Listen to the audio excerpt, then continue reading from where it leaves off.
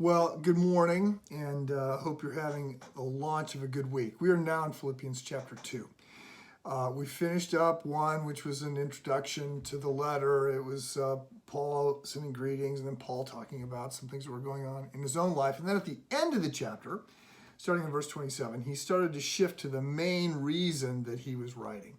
By the way, the chapters and verses all come hundreds of years later, right? That's not how Paul wrote this. Somebody else put those in later on.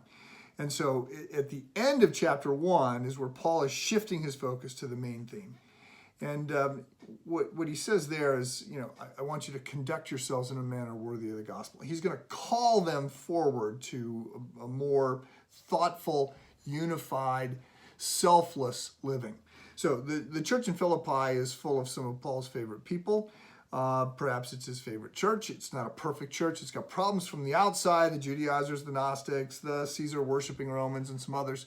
But the real challenge is the challenge is on the inside. And it's a challenge for them to get along with each other. The call is not to create unity, but it is to protect the unity that they have as Christ followers in one. Paul will write more about this in his letter to the Ephesians. He'll talk about the fact that we've been knit together with one Spirit, one Lord, one baptism, one faith, one God and Father, that we have a unity in Christ.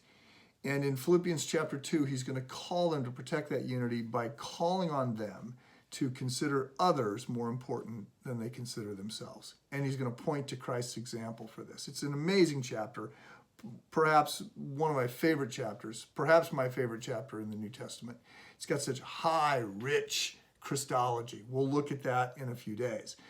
Right now, I want to read out of John chapter 17 because it speaks to the same call to unity. So John 17 is called the high priestly prayer of Jesus. We are listening in to God the Father and God the Son speaking, and Jesus is praying, and he's been praying for himself and others. And then he says, I don't simply ask on my behalf, but for also those who believe in me through the word of the apostles, that they may be one, even as you, Father, are in me and I am in you, that they also may be in us, and that the world may believe that you did send me.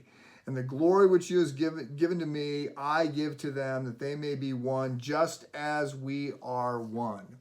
So this is a powerful call to selfless unity. And it's going to be a little surprising how Paul makes this case. We'll pick that up tomorrow. Have a good day.